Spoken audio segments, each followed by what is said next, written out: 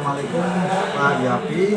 Ini sebelum kegiatan supervisi akademik, ada sedikit pertanyaan-pertanyaan yang ingin saya sampaikan kepada Pak Yapi.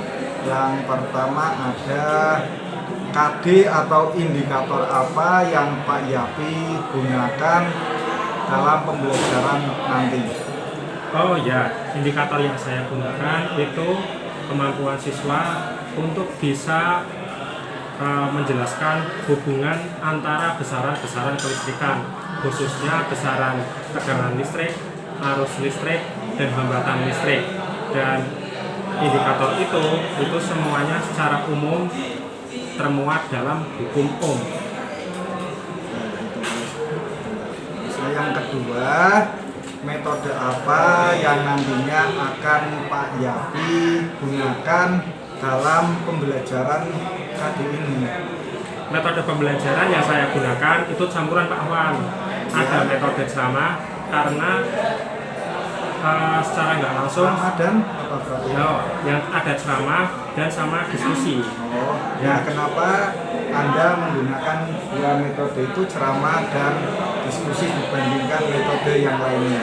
Oke, penggunaan metode ceramah itu yang pertama untuk memberi penjelasan secara singkat kepada siswa tentang hubungan-hubungan besaran kelistrikan. Jadi agar siswa memahami dulu penjelasan, terutama dengan menggunakan beberapa media, ya Pak Ahwan. Jadi saya itu nggak cuma menjelaskan melalui PowerPoint aja, tapi juga membuat analogi bidang kelistrikan. Saya analogikan ke bidang tentang hidrolika atau tentang air, sehingga siswa bisa kira-kira mengawang-awang atau mengimajinasikan aliran arus listrik itu sama seperti aliran pada arus air. Itu. Terus yang kedua, setelah saya menganggap siswa paham, kemudian saya membentuk kelompok siswa untuk berdiskusi menyelesaikan masalah-masalah terutama yang berkaitan dengan hubungan antara tiga besaran kelistrikan menggunakan hukum Ohm. Bagus sekali ya.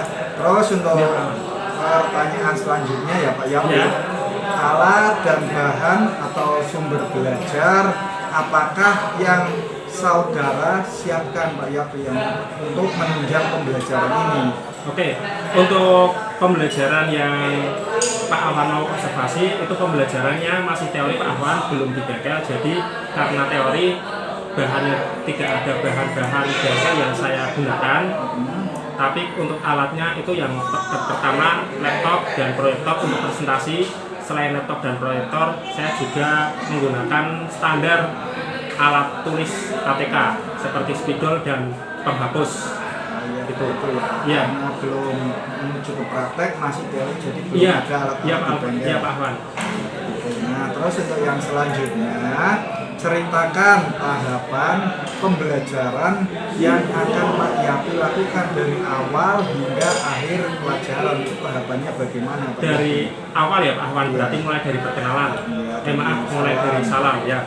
Pertama, secara garis besar itu saya bagi menjadi 3. Ada kegiatan pendahuluan, kegiatan inti, dan kegiatan penutup.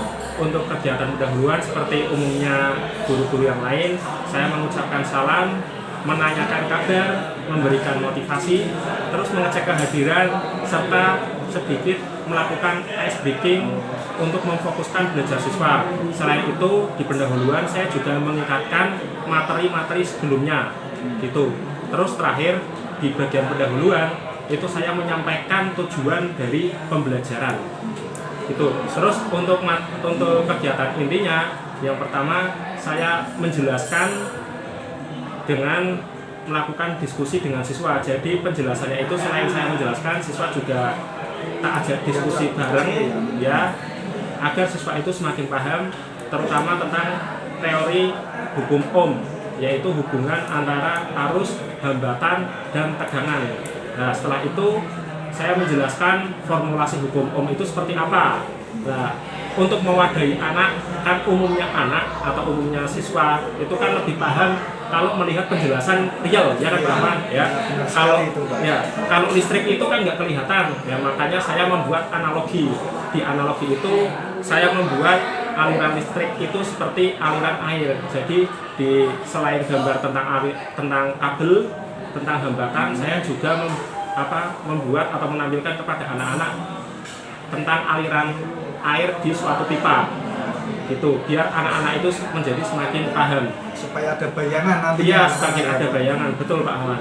Setelah itu, setelah dikira-kira anak paham, saya memberikan tugas secara berkelompok kepada anak-anak untuk menghitung besaran yang belum diketahui dari arus, hambatan, ataupun tegangan. Ya, setelah anak-anak berhasil, kemudian bisa mengaplikasikan atau menerapkan hukum Ohm secara dasar. Kemudian tahapan selanjutnya anak-anak tak suruh diskusi lagi untuk membahas penerapan hukum Ohm di dunia nyata. Seperti misalnya kita jumpai di rumah-rumah itu kan yang kita tahu adanya spesifikasi cuma tentang tegangan sama hambatan. Nah, itu anaknya tak suruh ngitung arus sesuai dengan tegangan dan hambatan yang diketahui. Setelah itu kemungkinan karena waktunya nggak cukup, nah itu buat tugas anak-anak selama di rumah nantinya akan dikumpulkan.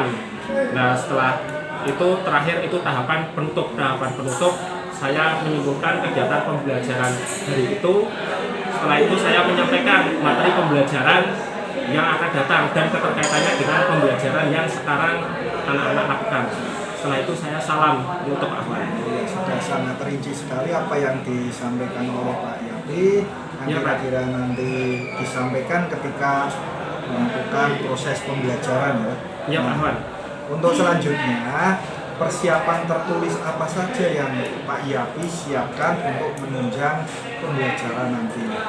Untuk persiapan secara tertulis itu seperti amanah dari Pak KS itu biasa itu saya sudah membuat rancangan modul ajar di awal tahun pembelajaran. Tapi biasanya rancangan itu saya ubah sesuai kebutuhan siswa. Jadi di modul ajar itu di dalamnya ada saya cantumkan tujuan pembelajaran, asesmen diagnostik atau asesmen awal sebelum siswa melakukan pembelajaran. Setelah itu ada materi ajar dan terakhir ada asesmen formatif untuk mengukur keberhasilan atau pencapaian siswa dalam pembelajaran yang dilakukan. Sudah sangat lengkap apa yang Pak Yapi siapkan untuk menunjang tadi pembelajaran dari tertulis ya Pak Ahwan. Apa materi sampai dengan penilaian. Ya. Selanjutnya materi apa yang dianggap sulit oleh siswa berdasarkan keluhan siswa.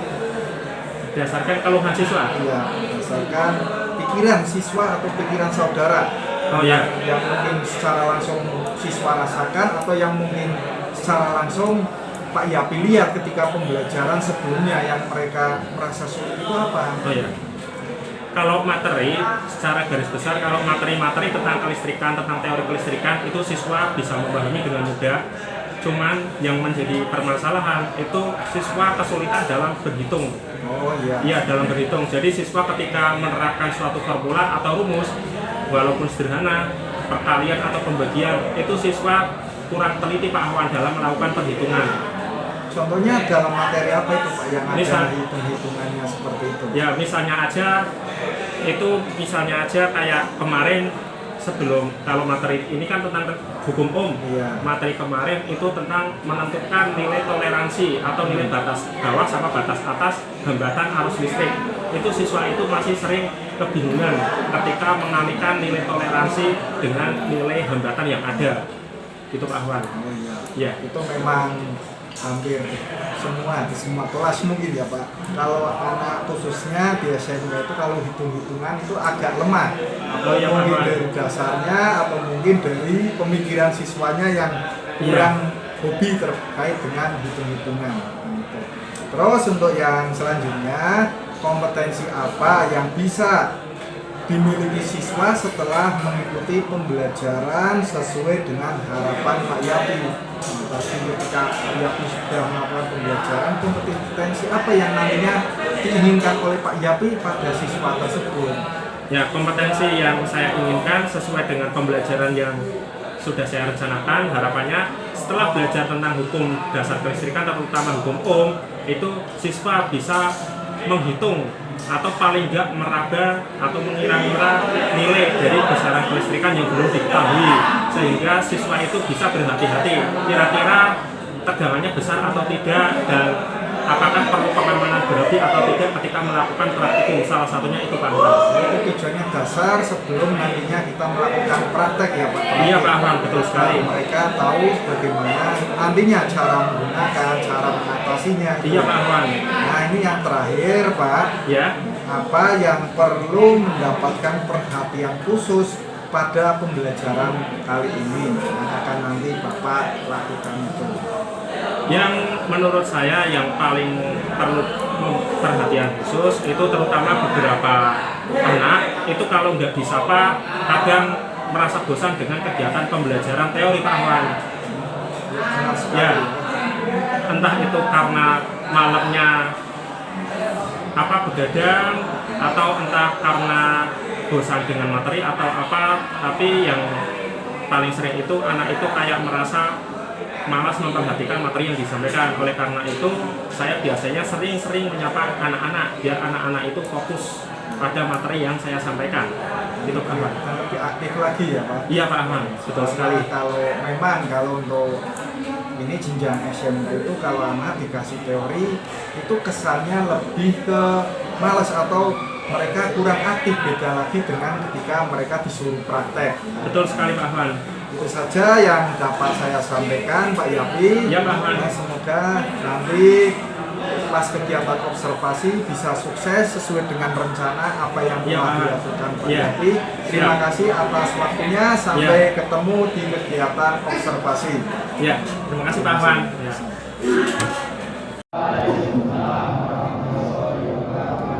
Selamat pagi semuanya.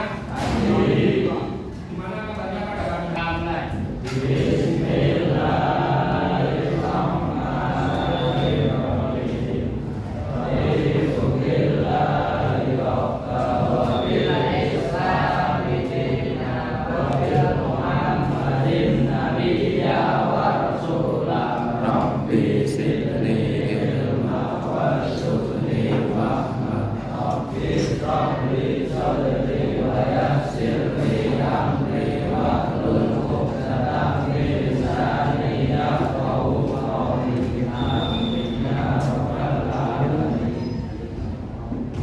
Terima kasih, semoga atas dukungan yang kita panjatkan kita diberi pelajaran selama pembelajaran langsung. Banyak ilmu yang teman kita supaya diproses kira-kiranya dulu. Masalah ideal adalah Ahmad, Syafiq, Agar, Arya, Andika, Arfa, Bebas, Biar DKI Dedi Dimas Farus Pasya Fahri Ferry Emil Hilal Azlan Gaib Naki William Hafiz Mas Hafiz Ilham Lutfi Nafisa Nazrin Novel Rasya Rashid Rashid mana? Oh izin, Rashid izin. Reza Ridho Rizky Hanafi Rizky Sandi Yosi. Ya, berarti semuanya dulu ya, kecuali Mas Rashid. Oke, sebelum mulai pembelajaran kita melakukan ice breaking untuk memfokuskan pikiran kita agar fokus pada materi pembelajaran yang akan Pak Yafi sampaikan. Ayo semuanya perhatikan ke depan. Perhatikan semuanya Mas. Bolpenya ditaruh dulu, tolong tangannya.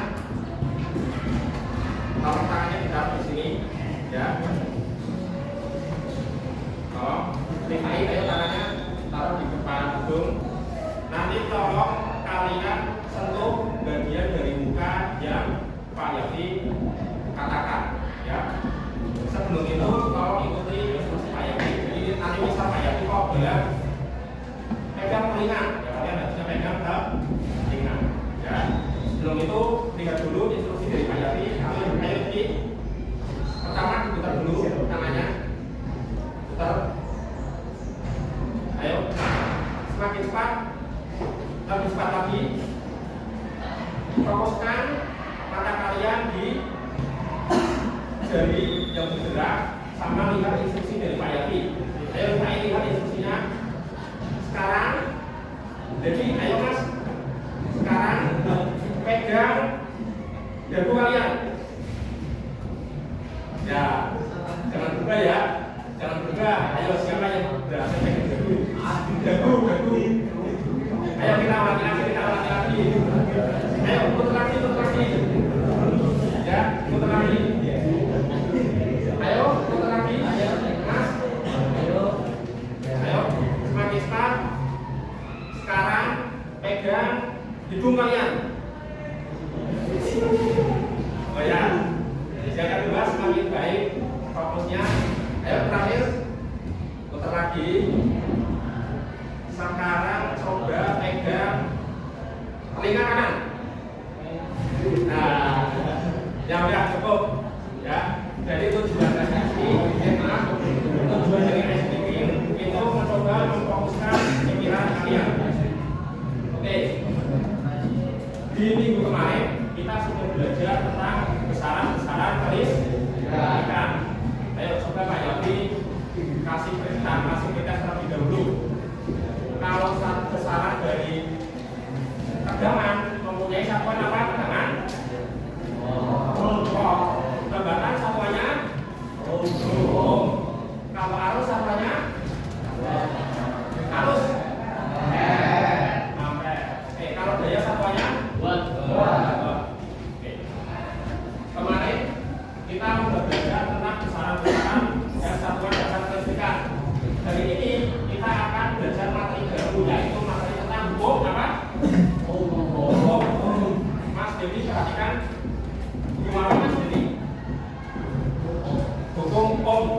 Ohm itu satuan dari apa? Mas Dilan.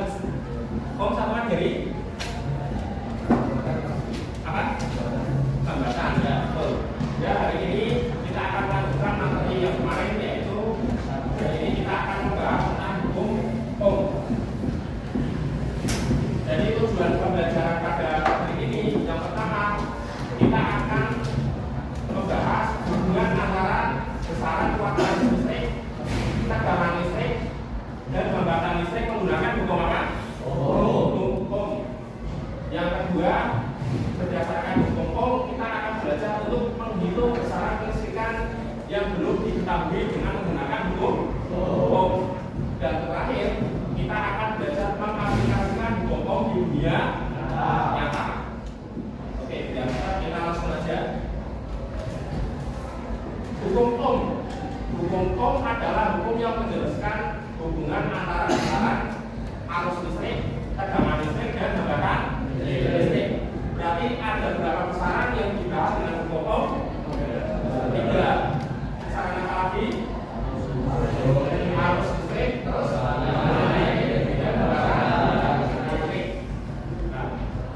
terus ada nggak yang bertanya kenapa namanya hukum Ohm? Muncul nggak kira-kira pertanyaan itu? Nah kalian muncul bingung ya, kenapa kok namanya hukum Ohm Pak? Bukan hukum yang lain, misalnya hukum imam atau hukum Mas siapa? Mas Bilal. Kenapa kok namanya hukum Ohm? Namanya hukum Ohm karena yang pertama kali mengemukakan hubungan antara besaran tersebut. Orangnya namanya Ohm. Dan jelas orang Indonesia bukan? Yang jelas bukan orang Indonesia. Bunyi hukum Ohm, besar arus listrik yang mengalir melalui sebuah pengantar akan berbanding lurus dengan beda potensial atau tegangan yang diterapkan kepadanya dan berbanding terbalik dengan gambarannya. Ya, sekarang di sini ada tulisan berbanding lurus dan berbanding terbalik. Yang namanya berbanding lurus itu kira-kira setara enggak? Setara enggak Mas? Setara. Kalau berbanding terbalik setara enggak? Enggak. Ya. Arus listrik itu simbolnya apa? Ingat? A, B, C. Ayo contohnya buka. Apa Mas? Jadi apa Mas? Nipir, apakah arus listrik simbolnya I? Ya. Arus listrik menarik sebuah kondangan berbanding lurus dengan beda potensial atau tegangan. Berarti bisa ditulis I itu sebanding dengan V. Ya. Simbol tegangan apa menarik? V kan? V. Berarti I berbanding lurus dengan V. Kalau berbanding terbalik, I sama berbanding terbalik dengan L. Udah, bunyi hukum itu kalau secara matematis tulisannya cuma kayak gini. Artinya apa? Kalau berbanding lurus, I-nya naik, berarti tegangannya naik. I-nya turun, tegangannya turun. Kalau berbanding terbalik, I-nya naik, tegangannya turun. I-nya turun, tegangannya naik. Sampai sini paham? Oke, kita lanjut. Biasanya secara umum kalian akan mengenal kalau hukum itu ditulis menggunakan segi 3. Bentuknya seperti ini. Ini namanya segitiga hukum. Ingat kembali, P itu simbol dari besaran. Apa P? Tegangan. P. Kalau I simbol dari besaran arus. R simbol dari apa? Gambatan atau resistansi. Oke. Ya. Kita gambarkan dulu biar lebih mudah.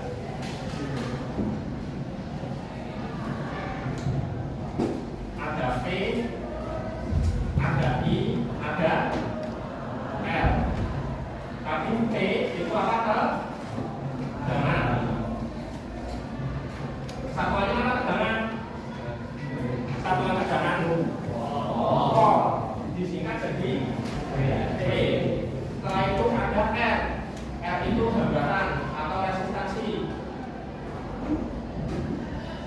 Hambatan. Hambatan satuannya apa mas? Ohm. Bahasanya cepat aja ya. Ohm. Itu ya, jangan ohm. Itu artinya beda. Kalau I itu satuan dari watt arus. Maaf, I simbol dari watt arus satuannya apa? Ampere. Terus perhatikan di sini ada bagi, ada kali. Sini ada simbol bagi, sini bagi, di sini kali. Kira-kira dari gambar ini bisa menjelaskan enggak? Ada berapa rumus yang bisa kita tulis? Berapa pilihan? Oke, 3. Yang pertama, rumus untuk mencari apa? P atau tegangan. Kalau P berarti sama dengan apa? I kali R ya, benar. I kali R. Kalau I berarti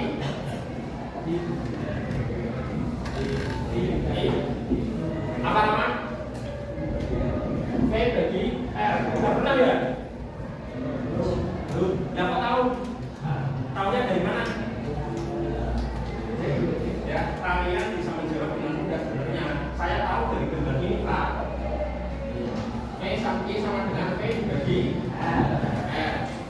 Kalau satunya R sama dengan P dibagi dengan I. Oke. Kira-kira kalau ini tak tutup semua, Pak ya, ditanya satu persatu kira-kira bisa jawab enggak? P sama dengan apa kita ini? Bingung enggak? Apa mas kita ini? P sama dengan apa kali apa atau apa berarti apa? Jadi P sama dengan I kali R. Ada kalau I sama dengan apa? P dikali apa tadi? I sama dengan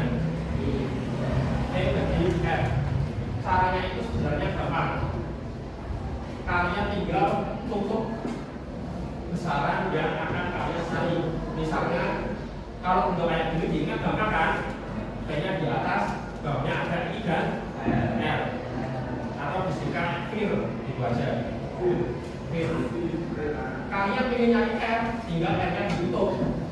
R-nya ditutup bentuknya P dari atas bawah atau samping kanan kiri? Atas bawah. Kalau bentuknya atas bawah, miripnya dengan pembagian atau perkalian? Pembagian. Berarti kalau mau nyari R itu P dibagi I. Kalau mau nyari I berarti P dibagi R. Kalau mau nyari P berarti kalian kalau ada gambar, gambarnya jangan kemana-mana, juga gambar aja. Misalnya kalian kok ini nyari I, I itu bentuknya apa kali apa bagi apa mana kali I. Lihat gambarnya, gambar segitiganya. Ini lihat aja.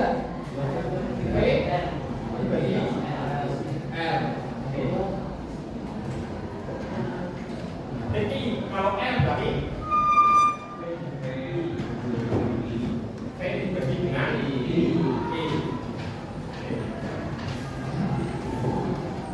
Kafir mana kafir? P sama dengan kafir mana kafir? I dikali dengan R. Gampang kan, tinggal ditutupi salah satu besarnya. Oke. Kita lanjut ke slide berikutnya. Ya, ini analoginya. Analogi hukum POM. Tadi Pak Yori sudah menyampaikan bentuk matematis. Nah, ini kalau kalian masih bingung bentuk seperti ini, I berbeda dengan P atau I berbeda dengan R, Pak Yori membuat analogi. Sebenarnya ini analogi bisa kalian cari di internet.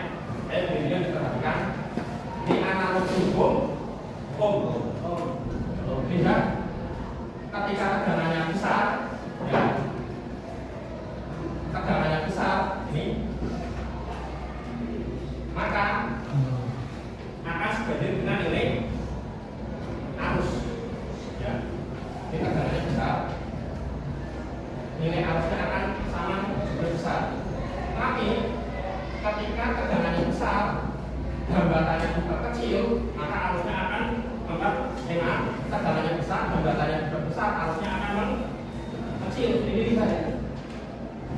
Kira-kira kalau pipanya juga kecil, arusnya yang mengalir semakin banyak apa semakin sedikit? Semakin sedikit. Ya, nih. Lebih jelasnya di sini.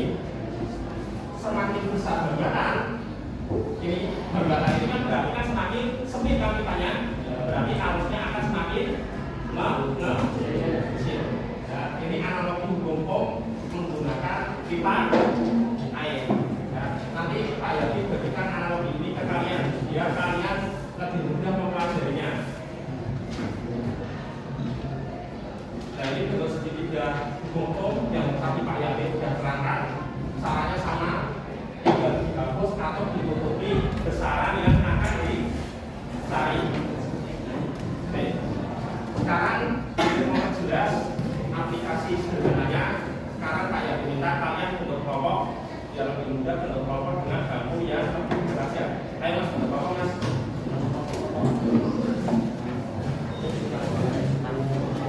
Ayo mas, langsung mas.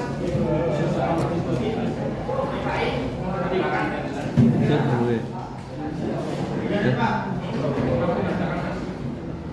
Iya, ada yang bisa, ada yang tak. Ayo. Kalau udah, ini ada tabel. Tabelnya, tugasnya kalian satu kelompok tolong lengkapi tabel ini, ya, sesuai dengan rumus yang tadi. Yang belum menulis rumusnya, kita tulis pakai ini. Nah ini yang satu misalnya, ini akan dibagi apa? I, P atau R? I. Yang akan dicari I, berarti nilainya I sama dengan P dibagi R. Berarti P-nya itu tegangan, R-nya hambatan, berarti I dibagi 6. Nilainya berapa? Jangan lupa selain menulis angka, kalian juga harus menulis satuan. Jangan cuma misalnya kalau jawabannya 10 itu 10 apa? 10 joule, ya, 10 kilo.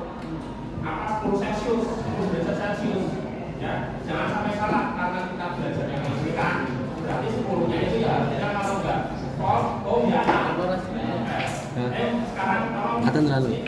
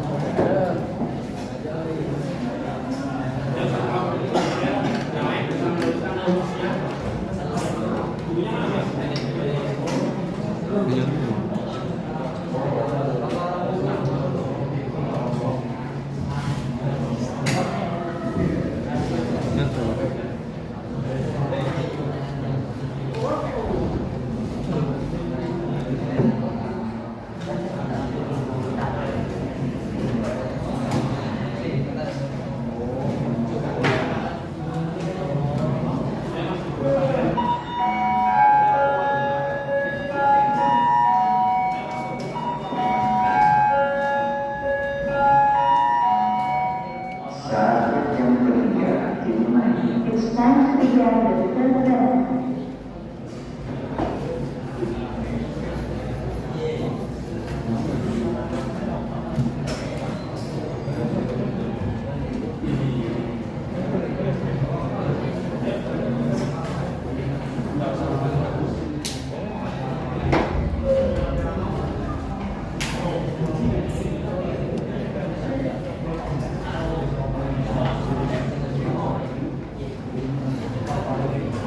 lesson.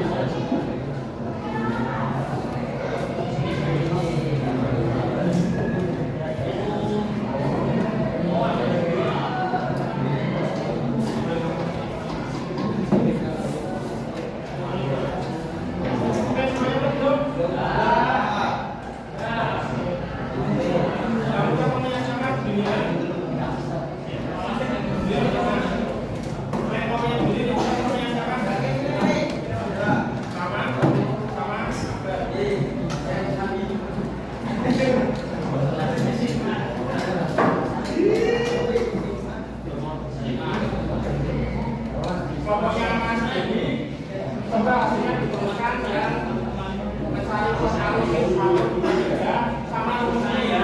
Jadi kan rumusnya sama. Terus yang kedua, kelompoknya Rama, tolong tuliskan rumus sama hasil ya ke 4, 5, dan 6. Jadi Rama sama satunya ya udah.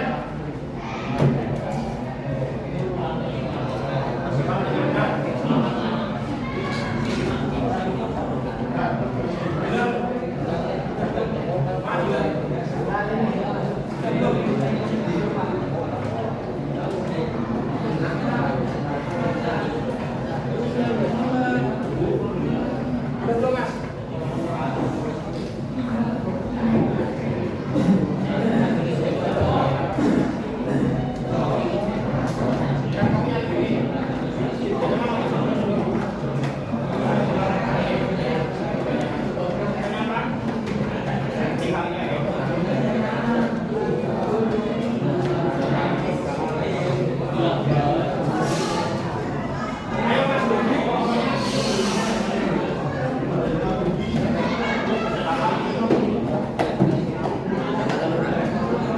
Oke, kalau tak ini.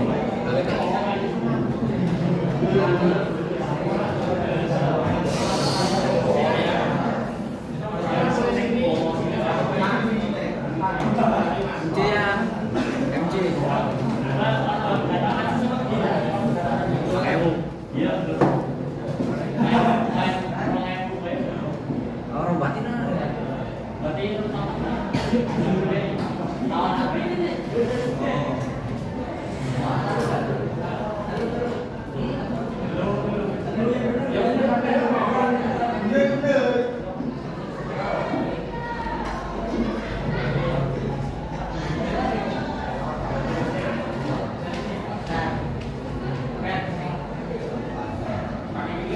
ini loh yang suruh pokoknya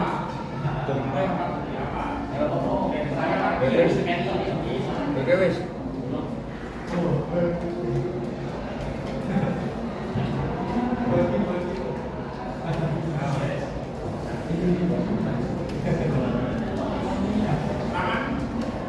Pati.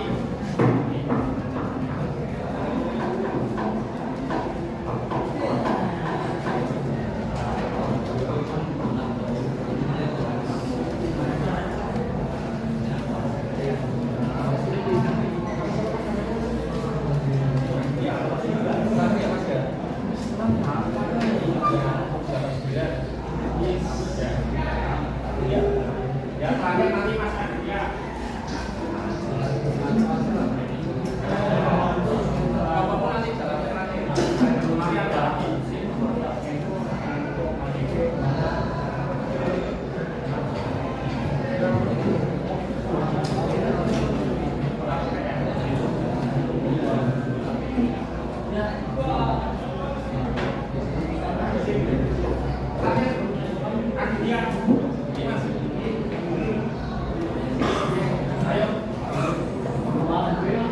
Jangan takut salah, karena ini masih latihan.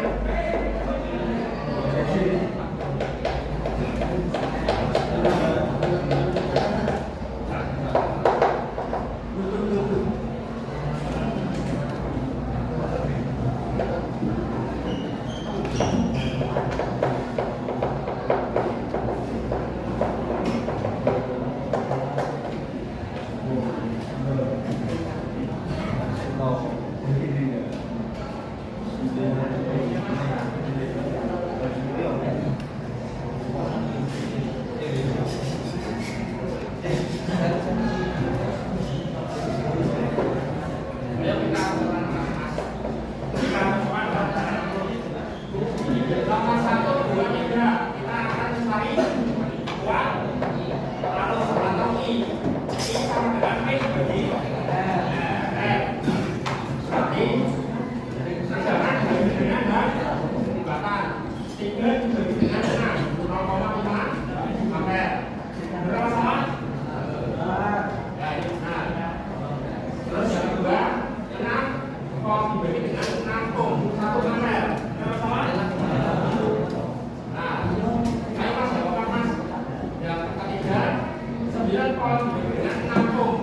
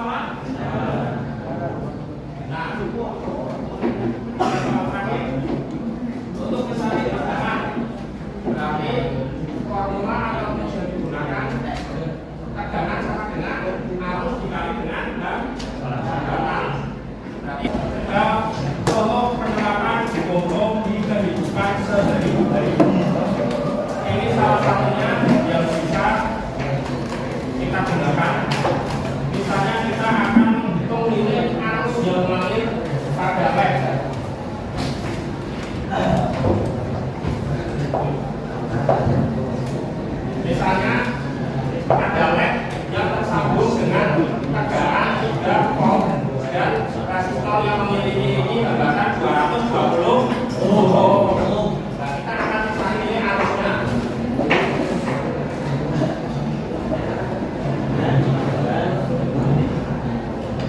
Itu udah semua ya Mas? Atau enggak? Kayak dulu di semua aja. Berarti kalau sudah seperti itu, kita perlu menggunakan pendekatan ilmiah. Ya, pertama kita tulis diketahui dulu, diketahui tegangan sebenarnya apa? Oke, sama dengan apa? Berapa? 3 volt. Terus resistor memiliki hambatan berapa? 220 ohm. Berarti hambatan sebanyak apa Mas? Bernilai 220 ohm. Yang ditanya, apa yang ditanya?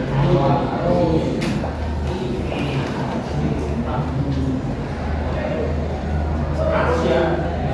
Harus atau I? Jawab. I sama dengan apa maksudnya kalau I? P dari R. P dibagi dengan R sama dengan berapa? 3 volt dibagi 220 ohm. 3 volt dibagi 220. Yang ini berapa?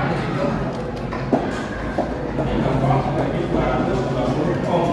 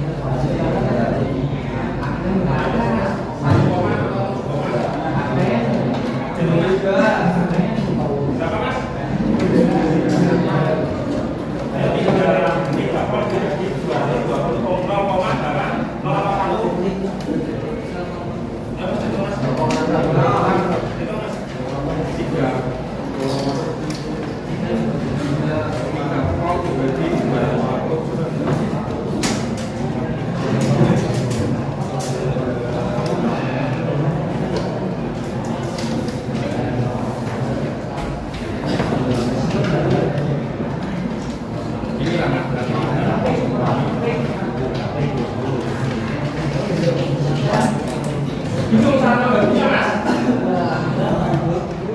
Ini cara baginya 3 dibagi dengan 220. Ini perhatikan kalau 3 bagi 220 bisa ya? Tidak bisa kan? Berarti harus ada tambahan 0. Pokoknya berapa? 2. Ini ada tambahan 2. Ini berarti atasnya harus ada tambahan 0. 300 dibagi 220. Nilainya ini 1. Ini 1. 1 kali 220 202 dikurangi 300 dibagi 220 berapa? 8. Ya, 8 itu tambah 0 lagi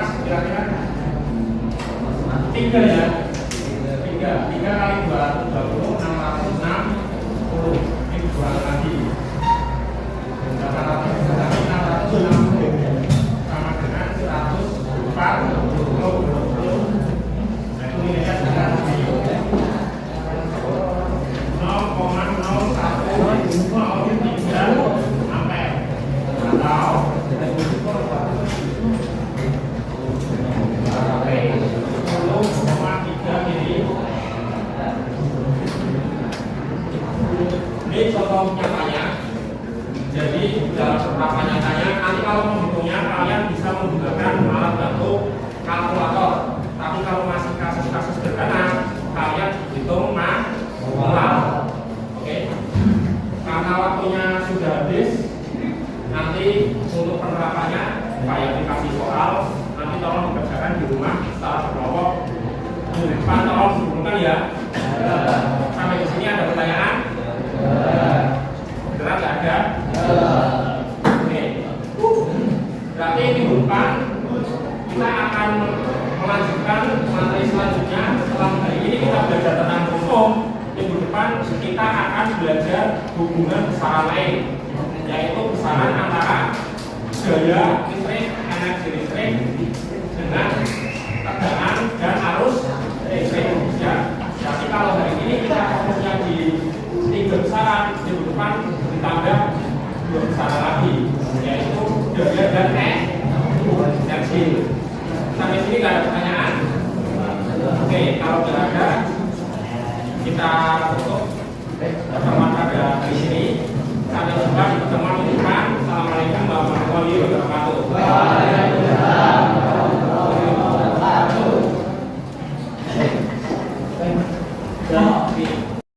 Ya, assalamualaikum warahmatullahi wabarakatuh. Waalaikumsalam warahmatullahi wabarakatuh, Pak Awan. Kemarin kita sudah melakukan kegiatan praobservasi dan observasi pembelajaran yang dilakukan oleh Pak Yapi. Nah, kali ini saya akan melakukan kegiatan pasca observasi ya Pak Yapi. Iya, Pak. Terkait dengan pembelajaran yang sudah dilakukan Pak Yapi pada kemarin di kelas 10. Nah, bagaimana pendapat Pak Yapi setelah menyajikan pelajaran pada pertemuan kemarin? Alhamdulillah, menurut saya setelah menyajikan pembelajaran pada pertemuan kemarin, respon anak sangat baik, terutama setelah itu kan kemarin kan teori Pak Awan, Iya. habis teori kan masuk praktikum. Langsung praktek. Nah, anak-anak merasa sangat antusias melakukan praktikum karena di teorinya mayoritas sudah paham dengan materi yang disampaikan Pak Awan. Jadi praktikum mereka tinggal membuktikan apa yang saya ajarkan di teori. Berarti yang kemarin sudah diajarkan Pak Yapi seperti tentang hambatan, tegangan dan yang lainnya, dan kemudian dipraktekkan anak-anak sudah lebih memahami ya. Iya Pak Awan. Tinggal anak-anak masih kesulitan di penggunaan alat ukurnya. Tapi untuk pas datanya nggak ada, mereka kayak langsung senang sekali. Oh, ternyata kayak gini ya, hasilnya emang sesuai dengan teori. Nah, untuk selanjutnya, apakah proses pembelajaran sudah sesuai dengan yang direncanakan Pak Yapi? Proses pembelajaran kemarin itu sudah sesuai dengan rancangan Pak Yapi itu belum? Menurut saya secara garis besar sudah Pak Awan. Cuma karena kemarin kita keterbatasan waktu, tidak sering ada pengurangan jam pembelajaran karena ada acara. Akhirnya harusnya waktu diskusi bisa panjang, harus dipersingkat. Tapi itu untuk secara berjalannya dari kegiatan awal, kegiatan inti dan kegiatan akhir sudah sesuai berarti ya Pak dengan modul ajar atau yang direncanakan oleh Pak Yapi? Ya, secara garis besar sudah Pak Awan. Nah, terus dapatkah saudara menceritakan atau Pak Yapi menceritakan hal-hal yang dirasa memuaskan dalam pembelajaran itu, yang kira-kira bagaimana yang membuat hati Pak Yapi itu merasa puas ketika pembelajaran itu berlangsung? Oh ya, banyak sekali Pak Awan hal-hal yang sangat memuaskan dalam pembelajaran. Mungkin bisa saya mulai dari awal ya Pak Awan. Di awal anak-anak merasa antusias mengikuti pembelajaran karena sebelumnya ada kegiatan upacara. Di upacara ada motivasi tambahan dari Pak KS tentang terutama tentang makna Sumpah Pemuda. Nah, setelah itu saya langsung ke pembelajaran. Di awal pembelajaran siswa-siswa sudah agak termotivasi, tapi saya motivasi lagi dan saya arahkan agar fokus anak-anak dalam konsentrasi itu semakin kuat. Saya beri ice breaking untuk memusatkan perhatian anak, dan alhamdulillah ice breaking yang awalnya bisa nanti bisa Pak Awan lihat di videonya. Dan kemarin Pak Awan ya, itu kan Pak Awan bisa lihat sendiri. Saya melakukan ice breaking sebanyak beberapa kali, tidak dari satu kali, dan jenengan lihat sendiri di awal ice breaking respon anak masih banyak yang kesleo, yang kedua respon anak membaik, dan yang ketiga udah hampir mayoritas semua anak sudah bisa mengikuti ice breaking dengan baik. Itu di ice breaking. Kemudian lanjut di awal pemberian materi pembelajaran Pak Awan. Di awal pemberian materi pembelajaran awalnya anak-anak masih bingung, terutama ketika saya menyampaikan materi pembelajaran hubungan antara tegangan listrik, arus listrik, dan hambatan arus listrik. Anak-anak kebingungan terutama karena arus listrik itu tidak bisa dilihat Pak Awan. Jangan bisa lihat sendiri, anak-anak itu kayak apa ini benar apa salah. Untuk membayangkannya Ya, sulit. untuk membayangkannya itu sulit. Akhirnya saya mencoba memberi solusi, tapi sebelum itu pas saya menyampaikan materi di awal, saya juga membuat semacam ringkasan dalam bentuk, jadi materi disampaikan di PowerPoint itu dalam bentuk bahasa verbal, kemudian saya coba tuliskan dalam bentuk simbolis atau dalam persamaan matematis. Anaknya tambah bingung lagi Pak Awan, jadi bisa lihat kok sepertinya mereka itu baru lihat kok ada simbol kayak gini yang bisa simbol-simbol. Iya, yang bisa meningkat 1-2 kalimat panjang menjadi cuma 2 kata dengan simbol-simbol matematis.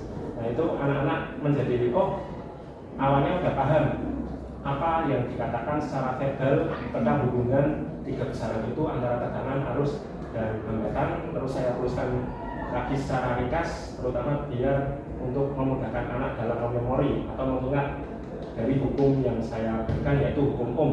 Nah, setelah itu anak-anak udah paham hukum Ohm seperti apa, tapi ketika membayangkan apa benar atau enggak itu masih bingung. Nah, terus kemudian saya membuat analogi yang saya sampaikan juga kemarin dalam bentuk analogi di sistem hidrolik. Jadi saya menyamakan sistem elektrik atau sistem kelistrikan dengan sistem hidrolik atau sistem cairan.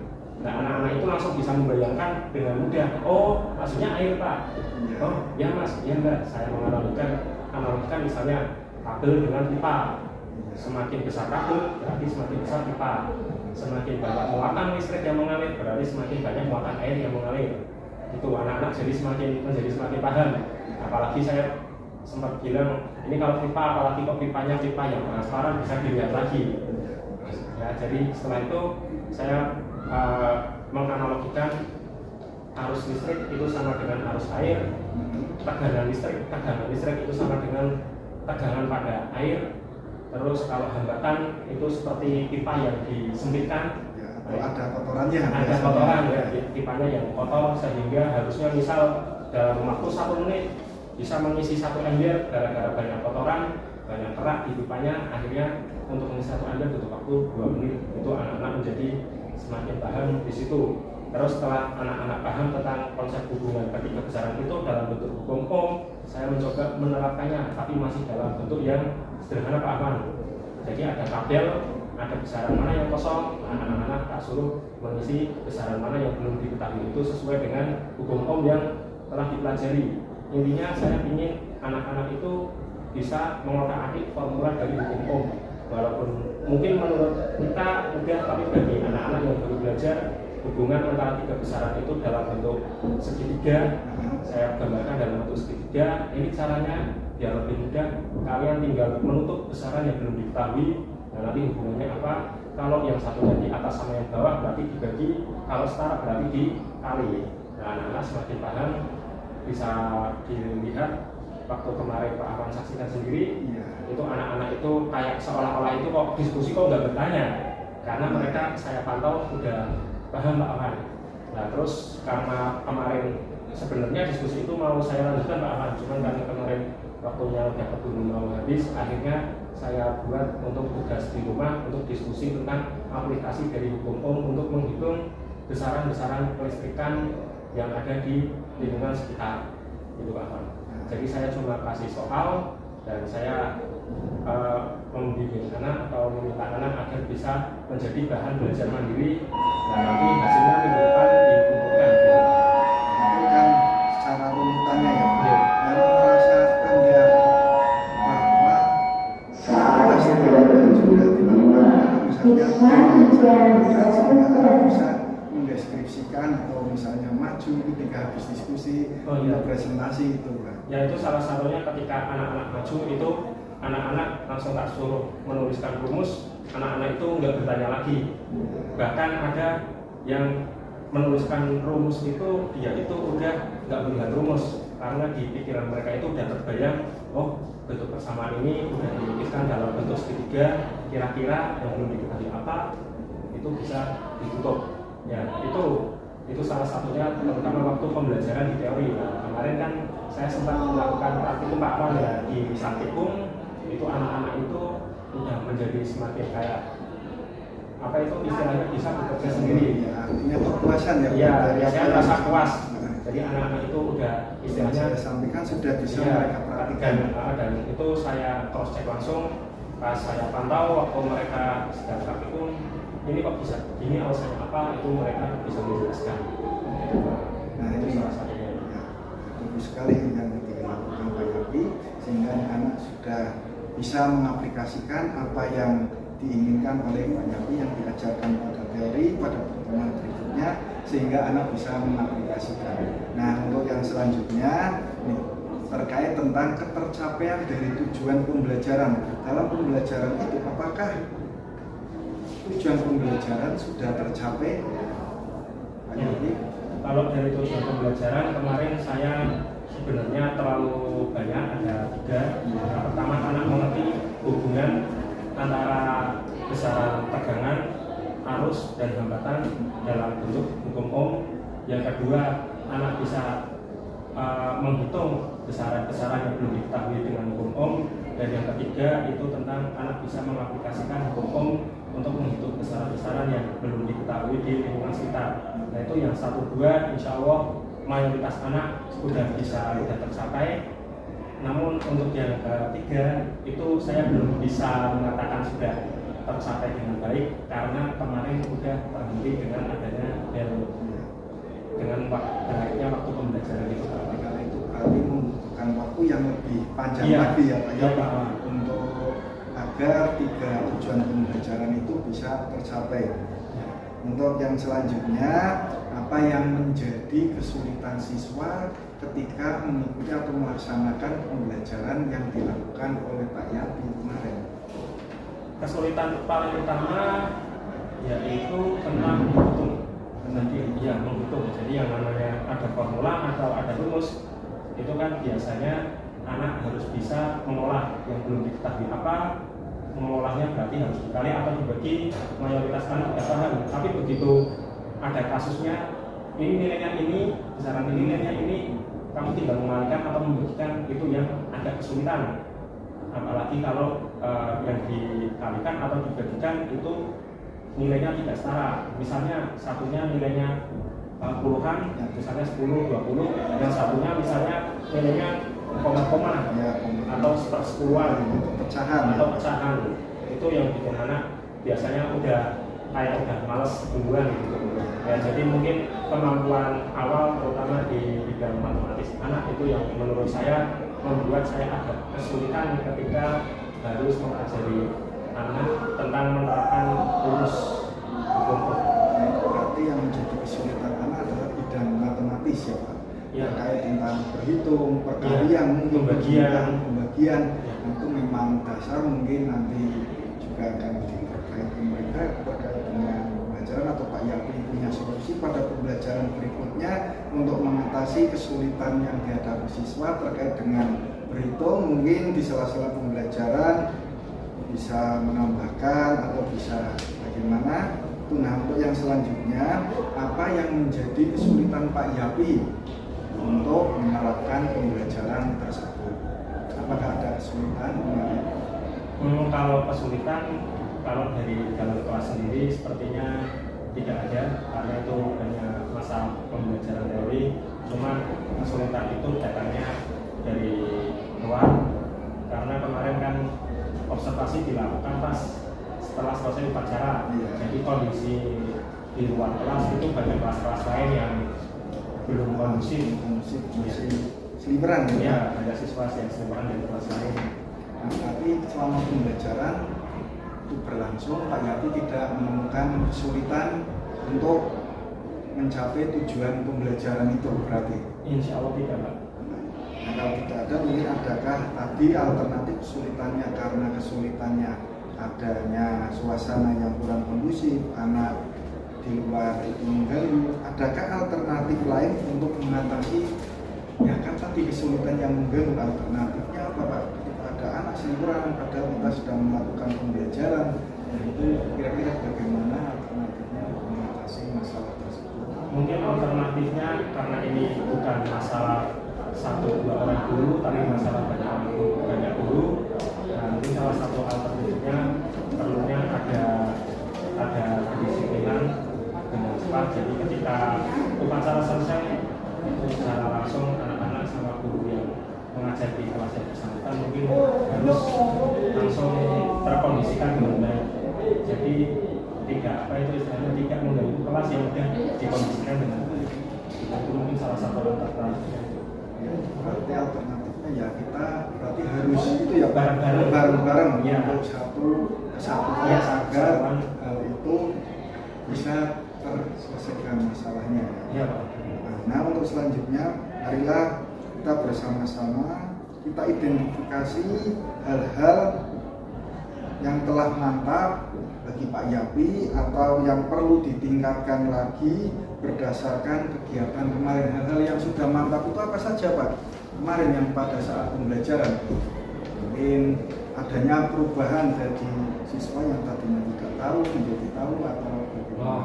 Hal yang sudah mantap itu tentang cara siswa memahami kalimat-kalimat verbal itu sudah sangat baik. Jadi siswa itu sudah, kalau masalah kalimat verbal itu sudah mantap, sudah bisa memahami dengan baik. Yang kedua tentang simbol matematis atau simbol aljabar, siswa juga diberi penjelasan 1-2 kali sudah cukup, karena mungkin ini baru simbol-simbol dasar itu yang menurut saya sangat mantap. Terus yang ketiga atau selanjutnya yang saya merasa sangat mantap sekali tentang pemahaman siswa, setelah saya menganalogikan atau menyampaikan analogi antara kelistrikan dengan sistem hidrolik. Jadi anak-anak itu membayangkan listrik itu nggak awam-awam lagi sesuatu yang bergerak seperti apa. Dia langsung bisa membayangkan, oh air yang bergerak melalui pipa atau air yang bergerak melalui selang. Kontrolnya lewat apa? Misalnya ada keran, ada pipa yang bergerak atau pipa yang menyempit. Itu dengan adanya itu saya merasa anak itu sangat puas dan sangat memahami tentang hubungan antara 3 variabel itu atau 3 besaran sesuai dengan hukum Ohm. Ditambah lagi ketika anak-anak itu kok saya suruh maju menyampaikan hasil diskusi menghitung salah satu besaran yang belum diketahui dalam hukum Ohm, itu anak-anak itu udah merasa pede dan banyak tanya. Jadi saya itu ketika anak diskusi cuma warawiri memantau anak dan membimbing anak yang kesulitan. Mayoritas kesulitan itu bukan masalah diskusinya atau materi diskusi, tapi justru menuliskan hasil diskusinya. Ini betul nggak Pak, harus pakai ini, tabelnya begini agar mudah dipahami. Cuma masalah itu aja. Secara konteksnya saja bagaimana ya mereka menuliskan hasilnya itu. Iya, jadi saya merasa sangat puas melihat hasil anak-anak. Gitu. Nah, kira-kira dalam pembelajaran tadi setelah evaluasi, hal-hal apa saja yang perlu ditingkatkan untuk kedepannya? Hal-hal yang paling perlu ditingkatkan menurut saya itu kemampuan matematis anak, terutama masalah pembagian dan perkalian yang terkait dengan materi hukum Ohm kemarin Pak. Ya, anak-anak itu sudah bisa mengolah hukum Ohm dengan baik, menggunakan rumus dengan baik, memahami hubungan antara 3 besaran kelistrikan dengan baik. Namun masih disayangkan ketika menghitung itu anak-anak mengalami kesulitan. Jadi tadi saya ada sedikit teralat bahwa ketika diskusi anak-anak selain bertanya tentang cara penulisan juga ada beberapa yang bertanya tentang ini cara perhitungan saya sudah benar atau belum Pak. Ya, jadi anak-anak itu masih sering ragu. Itu menandakan kalau kemampuan matematis mereka masih agak kurang ya. Bahkan beberapa itu masih tanya ini pembagiannya modelnya kayak gini betul apa tidak Pak? Terkait dasarnya dari berarti ya. Iya, itu satu itu. Yang kedua tentang konsentrasi. Jadi Ya mungkin kalau mau dilakukan pembelajaran lagi mungkin perlu ada banyak ice breaking tiap berapa menit sekali, karena kemarin saya melihat ketika awal pembelajaran konsentrasi anak masih sangat fokus, tapi begitu udah menjelang diskusi itu anak itu konsentrasinya sepertinya udah mulai menurun. Nah kemarin masih mending Pak Afwan karena pembelajaran dilakukan di pagi hari. Ya, beda lagi kalau di habis Nah, istirahat iya, kedua itu. itu biasanya ya Pak. Iya. Nah, berdasarkan tadi yang sudah mantap dan kekurangannya, kira-kira langkah apa yang akan dilakukan oleh Pak Yapi pada pembelajaran selanjutnya atau pertemuan berikutnya agar ada perubahan yang lebih baik lagi yang tadinya belum bisa atau belum memahami biar tambah paham, misalnya ada dasar-dasar yang kurang ya biar mereka tahu cara perhitungannya dari dasar-dasar matematis itu. Nah, mungkin saya akan melakukan pengayaan ya Pak Afwan ya, terutama di jam praktikum, karena di jam teori itu cuma 1 jam pelajaran, jadi saya rasa agak kurang kalau harus melakukan pengayaan dan macam-macam. Jadi di jam praktikum kalau ada anak yang sudah selesai duluan, mungkin saya beri soal tambahan terutama tentang matematis, biar anak-anak itu kemampuan matematisnya bertambah dengan baik. Itu Pak Afwan. Bagus sekali ya apa yang sudah dilakukan oleh Pak Yapi. Nah, kesimpulannya dari kegiatan pembelajaran itu berarti apa Pak Yapi? Silakan disimpulkan dari kegiatan pembelajaran yang sudah dilakukan Pak Yapi, baik berdasarkan yang tadi kurang, kelebihan, dan bagaimana cara mengatasinya. Berdasarkan pembelajaran yang telah saya lakukan, secara garis besar anak-anak sudah bisa mencapai tujuan pembelajaran, terutama tentang pemahaman hubungan antar 3 besaran dan penggunaan hukum Ohm. Jadi anak-anak itu sudah bisa mengolah rumus sesuai dengan apa yang mau dicari, misalnya apa yang mau dicari. Itu kelebihannya anak-anak sangat memahami dan bisa membayangkan atau mengimajinasikan, oh kenapa hubungan antara tegangan dengan hambatan itu berbanding lurus atau berbanding terbalik, itu alasannya apa, itu anak-anak bisa membayangkan. Nah, dan untuk kekurangannya itu masalah matematis atau kemampuan matematika dasar. Nah, itu saja yang saya sampaikan. Semoga nanti ada perubahan dan lebih baik lagi di depannya ya Pak, terkait dengan resolusi atau solusi-solusi atau inisiatif yang baru mungkin yang dapat Pak Yapi kembangkan. Terima kasih Pak atas waktunya. Ya Pak Afwan, sama-sama Pak Afwan. Selamat